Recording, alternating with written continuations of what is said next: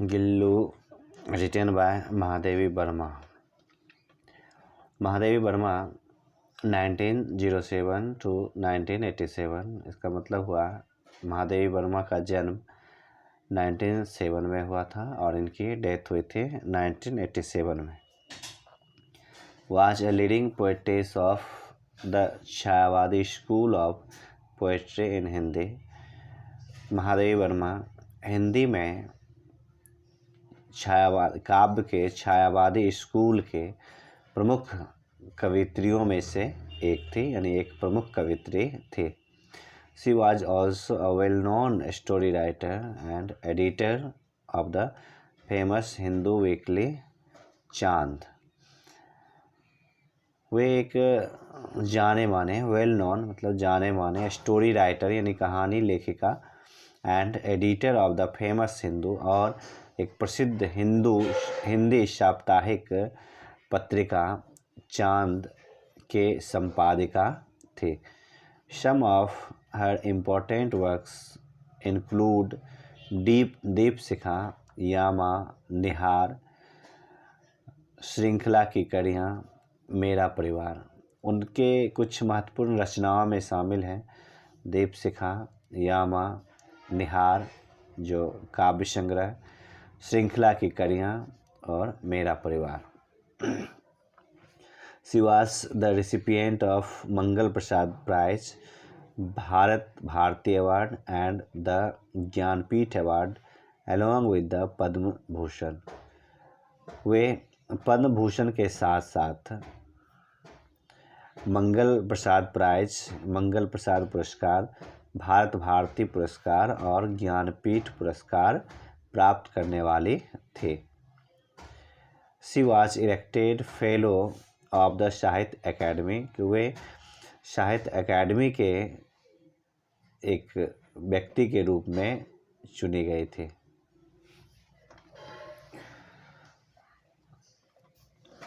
महादेवी वर्मा को पशु पक्षियों से बहुत ज़्यादा प्रेम था और इस कहानी में भी एक छोटी सी जीव गिलहरी का वर्णन किया गया है और उसी का नाम है गिल्लू। कवित्री कहती हैं अनएक्सपेक्टेडली वन मॉर्निंग, अकस्मात मतलब अचानक एक सुबह, when I entered the baramda from the room, जब मैं कमरे से बरामदा में प्रवेश की, I saw two crows playfully poking their beaks at the flower pots. मैंने देखा कि दो कौवे जो फ्लावर पॉट्स यानी फूलों की टोकरी में खेलते हुए अपनी चोंच लड़ा रही थी यानी चोंच को भौंक रही थी। As if engaged in the game of hide and seek, hide and seek मतलब हुआ लुका छिपी खेल, जैसा कि मानो कि वह लुका छिपी के खेल में व्यस्त हो। सडनली अचानक by assiduous critic of this mythical tale of the crow, अचानक कौवे के इस काल्पनिक कहानी के समीक्षा के मेरी तत्परता को रोकते हुए वाच इंटरसेप्टेड यानी मेरी तत्परता को रोकते हुए बाय माई गेज मेरी नज़रों के द्वारा that fell on this tiny being जो इस छोटे से जीव के ऊपर पड़ा, lying hidden in the gap at the junction of the pot with the wall, जो दीवार और पॉट यानी फूलों की टोकरी के बीच की खुले जगह में पड़ा हुआ था। Moving closer I saw that it was a tiny baby squirrel, moving closer नज़दीक आने पर आई सॉ मैंने देखा दैट कि it was a tiny baby squirrel यह एक छोटा शिशु गिलहरी था। That must have accidentally fallen down from a nest, जो निश्चित रूप से दुर्भाग्यपूर्ण दुर्घटना के कारण अपनी घोंसले से नीचे गिर गया था, and was now being considered by the crows to be an easy prey, और अब वह निश्चय ही कौवों की आसान शिकार हो गया था। Having sustained 2 wounds due to the assault by the pair of crows was enough for this tiny being. कौवे के एक जोड़े कौवे के प्रहार के कारण, assault means प्रहार, एक जोड़े कौवे की प्रहार के कारण इसके ऊपर 2 घाव हो गए थे।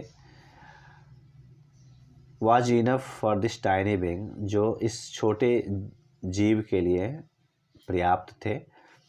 and he was now motionless, और अब वह गतिहीन हो गया था।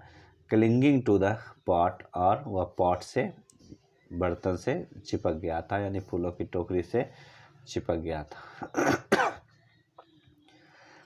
Everyone remarked that, सभी लोगों ने महसूस किया, सोचा, that कि as he would not survive after having been so assaulted by the crows, कि कौवे के इस प्रकार के प्रहार के बाद वह अब जीवित नहीं रह पाएगा। he be left alone, उसे अकेला छोड़ दिया जाए। but लेकिन my mind refused to accede to their views, लेकिन मेरे मस्तिष्क ने उनकी विचारों को मानने से मना कर दिया, अस्वीकार कर दिया, उनके विचारों को अस्वीकार कर दिया। and therefore, और इसलिए I gently lifted him up, मैं सावधानी पूर्वक उसे ऊपर उठा लिया। and brought him to my room, और अपने कमरे में उसे लाया। and after wiping the blood from his wounds with the cotton wool, और कॉटन वूल की सहायता से उसके घावों के ब्लड को, यानी रक्त को पोंछने के बाद applied penicillin ointment, उसके ऊपर पेनिसिलिन मरहम लगाया।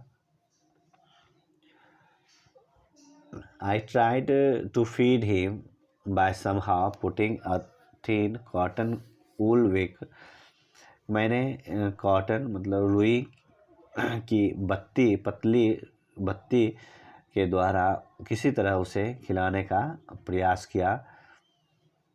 Dipped in milk to his mouth, उसके मुंह में दूध गिराया।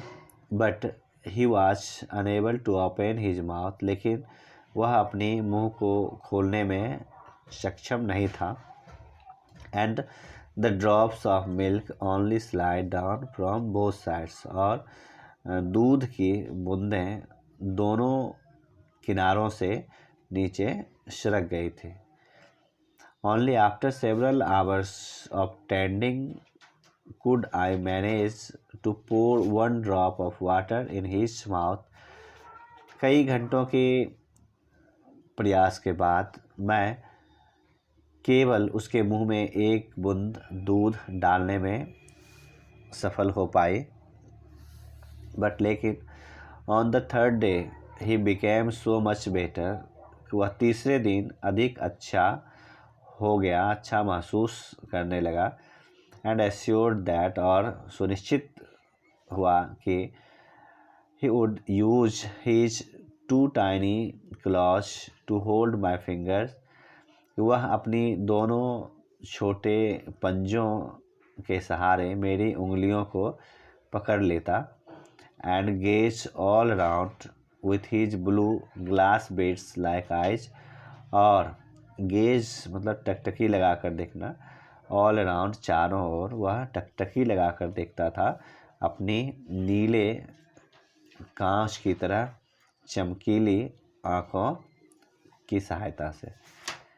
एंड इन 3-4 months, और 3 से 4 महीने में he astonished everyone with his smooth fur, bushy tail and nutty refulgent eyes, वह सभी लोगों को अपनी स्मूथ फर, चिकने महीन रोओं की सहायता से, बुशी टेल झाड़ी नुमा पूंछ की सहायता से एंड नटी रिफल्जेंट आइज और नटखट चमकीले आँखों की सहायता से पहचानने लगा।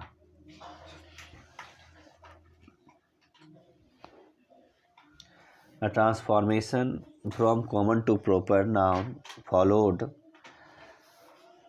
एक ट्रांसफॉर्मेशन अनुवाद किया गया जो कॉमन नाउन से प्रॉपर नाउन में, and we started calling him Gillu, और हमने उसे गिल्लू कहना शुरू कर दिया। Gillu that means proper noun and गिलहरी स्क्वेरल इज कॉमन नाउन, इसलिए उसे कॉमन नाउन से प्रॉपर नाउन में ट्रांसफॉर्म किया गया। I hang a light weight flower basket lined with cotton wool on the window with the help of a wire. I hung A light weight flower basket, मैंने एक हल्की वजन वाले फूलों की एक टोकरी को लटकाया, लिंड विथ कॉटन वूल, और जिसे कॉटन वूल के द्वारा रुई के धागे, सूती धागे की सहायता से सजाया गया, ऑन द विंडो खिड़की पर, with the help of a wire एक तार की मदद से। फॉर 2 years 2 वर्षों तक या 2 वर्षों के लिए, दिस वाज गिल्लूज अबॉर्ड, यह गिल्लू का निवास हो गया। All were pleasantly astonished at the his antics and intellect, सभी उसकी एंटिक्स यानी जो हंसाने वाली क्रियाकलाप हैं, हरकत हैं, और इंटेलेक्ट बुद्धि से प्रसन्नतापूर्वक आश्चर्यित थे।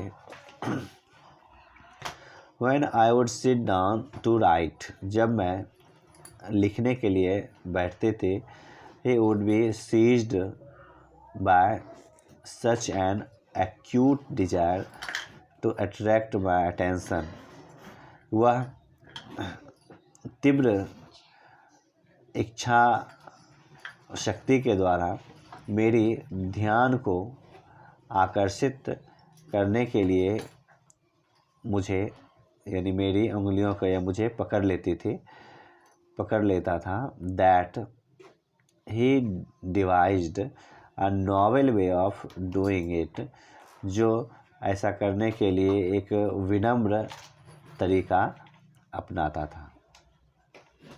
He would venture close to my feet, वह मेरे पैरों के निकट आने का साहस करता।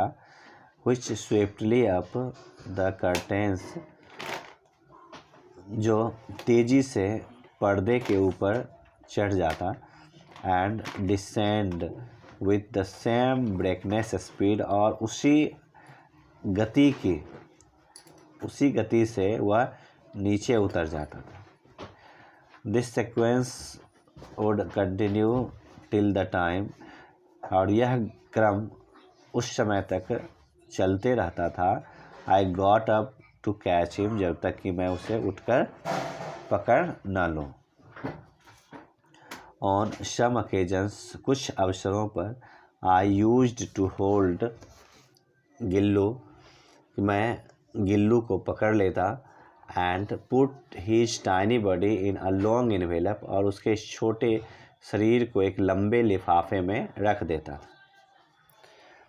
Sometimes, कभी कभी, he would continue to stand on the table, leaning against the wall in such an amazing condition, कभी कभी वह दीवार के सहारे झुककर और एक विचित्र स्थिति में लगातार खड़ा रहता। फॉर आवर्स, घंटों के लिए, एंड वॉच माई एक्टिविटीज़, और मेरी क्रियाकलाप को देखता था। विच हीज रेडिएंट आइज, अपनी चमकदार आँखों से।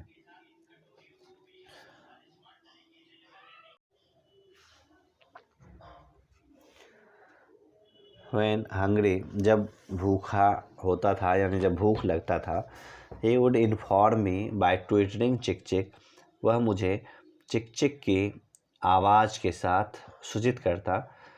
And after having received some biscuits और काजू, और कुछ बिस्किट्स अथवा काजू प्राप्त होने के बाद आई wandered with the twittering of चिक चिक, मैं उसके चिक चिक से आश्चर्यित हो जाता। What transpired between him and the other squirrel, कि उसके और दूसरे स्क्वायरल्स यानी गिलहरी के बीच क्या अंतर था। That were often spotted near the wire messed window, जो प्रायः अपनी वायर मेश यानी जाल लगी हुई खिड़की के निकट पड़ा रहता था। Saying Gillu sitting near the window, Gillu को खिड़की के निकट बैठे हुए देखकर, and affectionately peering at the world outside, और स्नेहपूर्वक, अफेक्शनेटली स्नेहपूर्वक, पियरिंग मतलब गौर से देखना, एट द वर्ल्ड आउटसाइड और स्नेहपूर्वक बाहर की संसार को गौर से देखता, मेड मी रियलाइज, तो यह मुझे महसूस कराया, अनुभव कराया, दैट कि it was necessary to set him free, कि उसे फ्री छोड़ देना आवश्यक था, यानी उसे मुक्त कर देना चाहिए था। बाय रिमूविंग सम नेल्स, कुछ नेल्स को, कुछ तार को हटाने के बाद या हटाकर, I made a small opening in a corner of the wire mesh, मैं उस जाल के एक कोने में एक छोटा ओपनिंग मतलब छिद्र बना दिया। And on being able to go out from his opening, और उस खुले जगहों से वो बाहर जाने में सक्षम हो गया, Gillu was thrilled to be liberated, और वह लिबरेटेड यानी आज़ाद होने का रोमांच महसूस करने लगा, यानी रोमांच प्राप्त करने लगा।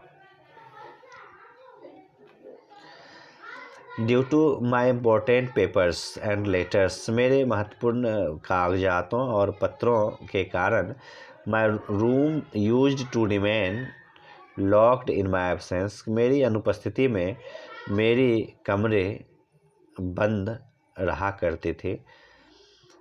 The moment the room was opened on my return from college, और कॉलेज से मेरे वापस आने के समय मेरा रूम खुलता था। एंड आई स्टेप्ड इन, और जब मैं प्रवेश करती थी, Gillu would rush on to me, Gillu दौड़ कर मेरे पास आ जाता। And climbed up and down from my head to toe, और मेरे सिर के ऊपर चढ़कर और फिर पैर तक नीचे उतरता, यानी मेरे सिर से पांव तक ऊपर चढ़ता और उतरता था। सिंस देन, तब से, this had become a regular practice, यह एक नियमित अभ्यास हो गया था। On my living the room, मेरे कमरे छोड़ने पर, Gillu would also make an exit through the wire mesh opening of the window, Gillu भी खिड़की के वायर मेश ओपनिंग, जो जाल में खुले हुए छिद्र हैं, उससे वह बाहर निकल जाता था। He would spend the whole day with his lot, jumping and prancing up and down the branches, वह संपूर्ण दिन, होल डे, संपूर्ण दिन खूब उछल कूद करता, और प्रांसिंग मतलब होता है पिछले पैरों पर उछलना, और पिछले पैरों के सहारे उछलता, एंड डाउन द ब्रांचेज, और फिर डालियों से नीचे उतर जाता था। I have several pet animals, मेरे पास कई पालतू जानवर हैं, एंड बर्ड्स और पक्षियाँ, and all of them are quite fond of me, और वे सभी मेरे प्रिय हैं, मेरे शौकीन हैं। But I don't remember, but लेकिन मुझे याद नहीं आता, any of them daring to eat from my plate, कि उनमें से कोई भी मेरे प्लेट से खाने का हिम्मत करता।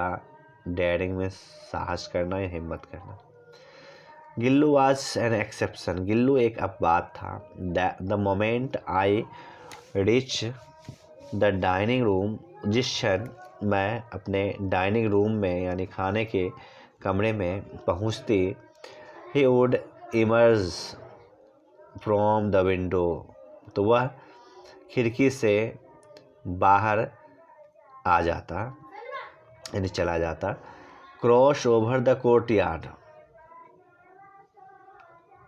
आंगन को, कोर्टयार्ड मीन्स आंगन, आंगन को पार करते हुए, कोर्टयार्ड वाल यानी आंगन की दीवार को पार करते हुए, एंड द बरामदा, और बरामदा को पार करते हुए, रिच द टेबल, टेबल पर पहुंच जाता। And would want to sit in my plate, और मेरे प्लेट में बैठ जाता। विथ ग्रेट डिफ़िकल्टी, बहुत कठिनाइयों से, I taught him to sit close to my plate, कि मैंने उसे अपने प्लेट के निकट बैठना सिखाया। His favourite food where he would dexterously eat each grain of rice, उसका मनपसंद भोजन, वेयर ही वुड डेक्स्ट्रियसली ईट, जहाँ कि वह कुशलता से खाता, ईच ग्रेन ऑफ राइस यानी अनाज, चावल के प्रत्येक कण को।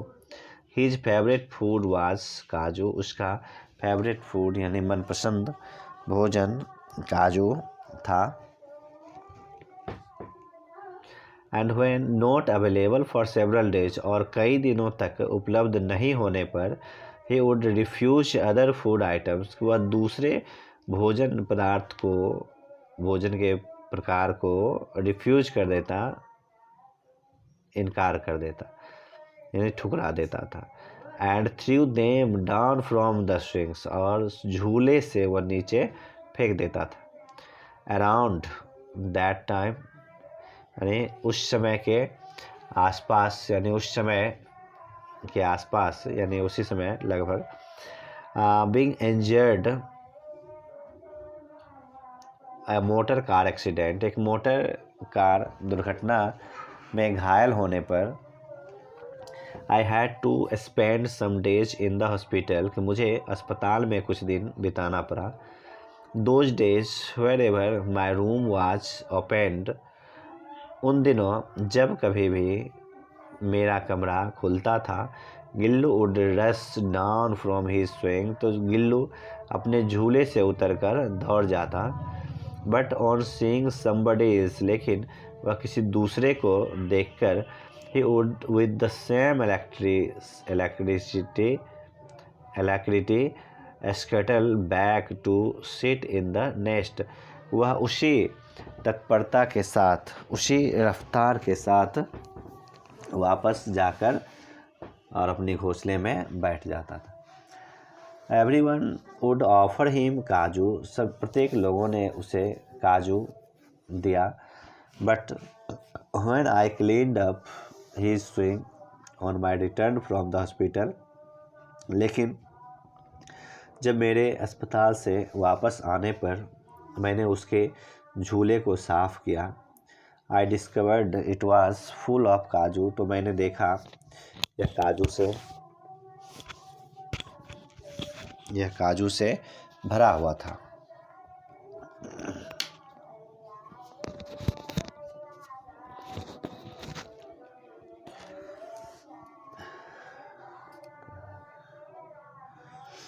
Which only showed how little he was eating his favorite food those days, जो यह स्पष्ट करता कि उन दिनों वह अपना मनपसंद भोजन कितनी कम मात्रा में खाया था। During the course of my indisposition, indisposition का मतलब होता है अस्वस्थता, मेरी अस्वस्थता के दौरान, he would sit near my head on my pillow, वह मेरी तकिए के ऊपर, पिलो में तकिया, मेरी तकिए के ऊपर मेरे सिर के निकट बैठ जाता। And gently stroke my forehead, and hair, और सावधानी पूर्वक, जेंटली मतलब सावधानी पूर्वक, मेरी फोरहेड मतलब कपाल को और बालों को दबाता, झटका देता। And he is moving away watch like the going away of nurse और अटेंडेंट, और उसका जाना एक नर्स या अटेंडेंट मतलब सेवक या सेविका या परिचारिका के जाने की तरह लगता था। When I used to work during summer afternoons, जब मैं गर्मी के दोपहर में के दौरान काम करने के लिए बैठता, यानी काम करता या क्या करता, Gillu would abstain from going outside और sitting in his swing। Gillu जो है बाहर पड़ा रहता, बाहर जो है क्या है, Gillu would abstain from going outside, तो गिल्लू बाहर जाकर रहता और सिटिंग इन ही स्विंग अथवा अपने झूले में बैठा रहता। To keep himself close to me, अपने आप को मेरे नज़दीक रखने के लिए। And also to tackle the summer heat, और गर्मी की ताप को संभालने के लिए। टैकल मीन्स होता है संभालना, मैनेज करना। गर्मी की ताप को संभालने के लिए भी he had discovered a totally new method, उसने एक पूरी तरह से नई तरीके को अपनाया यानी खोज किया। He would lie prostate on the सुराही केप्ट नियर मी, वह मेरे निकट रखी हुई सुराही से लपक कर यानी चिपक कर पड़ा रहता। And thus remain both close to me as well as be cool, और इस प्रकार वह मेरे निकट भी रह जाता और वह ठंडा भी रहता। Squirrel have a life span of बेयरली 2 years, गिलहरी का जीवन काल मात्र 2 वर्षों का होता है।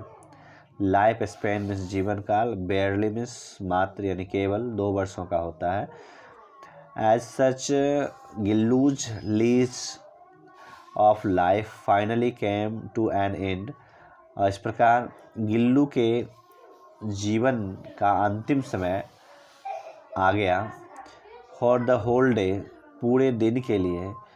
ही neither ate nor ventured out, वह ना तो खाता था नॉर वेंचर्ड आउट, और ना ही बाहर जाता था। वेंचर्ड मतलब बाहर जाना, घूमना या विपत्ति में पड़ना।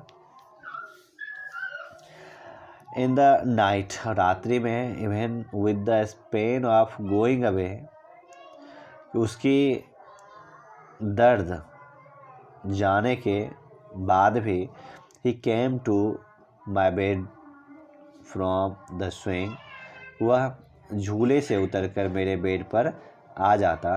And clutched the same finger with his icy claws, और वह उसी अंगुली को अपनी ठंडे पंजों के सहारे पकड़ लेता। विच हैड क्लंग टू, जिससे वह चिपका रहता था।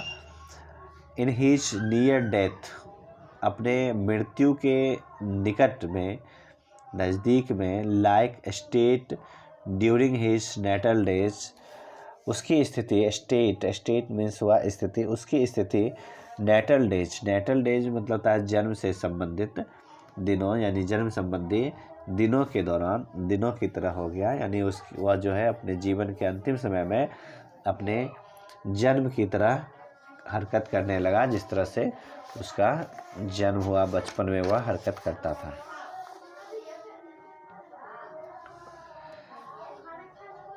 The clause were getting so cold, उसकी पंजे अधिक ठंडी हो रही थी। That I switched on the heater, कि मैं हीटर का स्विच ऑन कर दिया, खोल दिया, and tried to give him some warmth, उसे कुछ गर्मी देने का प्रयास किया, बट लेकिन as the first ray of the morning touched him, जैसे ही सुबह की प्रथम किरण उससे स्पर्श किया, ही डिपार्टेड, वह प्रस्थान कर गया, अर्थात वह इस दुनिया को छोड़कर चला गया। His swing was taken of, उसके झूले को उतार लिया गया।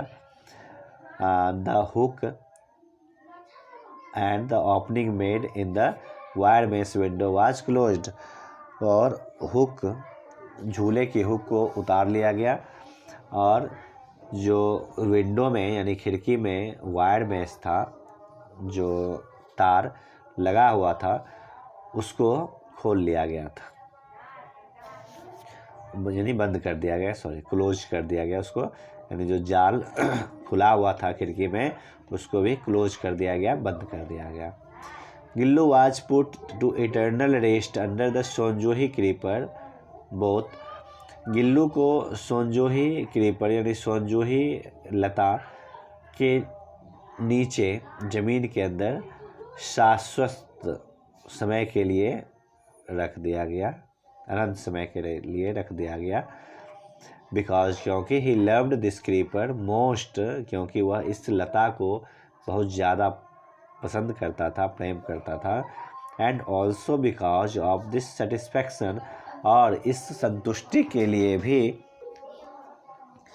I derive from my belief, अपने विश्वास से यह निकालने के लिए, दैट कि सम स्प्रिंग डे, कुछ गर्मी के स्प्रिंग डे, बसंत के दिनों में, I will find him flowering, मैं उसे खिलते हुए फूल की तरह देखूंगा, and blossoming in the guise of a tiny yellow juhi flower, और एक छोटी पीले रंग की जूही फूल के रूप में उसे विकसित होते हुए देखूंगा। Thank you. और यदि आपने अभी तक मेरे चैनल को सब्सक्राइब नहीं किया है तो अभी सब्सक्राइब करें, ताकि हमारा लेटेस्ट वीडियो आप तक सबसे पहले पहुंचे। अगर ये वीडियो अच्छा लगा तो ज़रूर इसे लाइक करें, शेयर करें, ताकि आपके दोस्त भी इसका लाभ उठाएं। Thank you.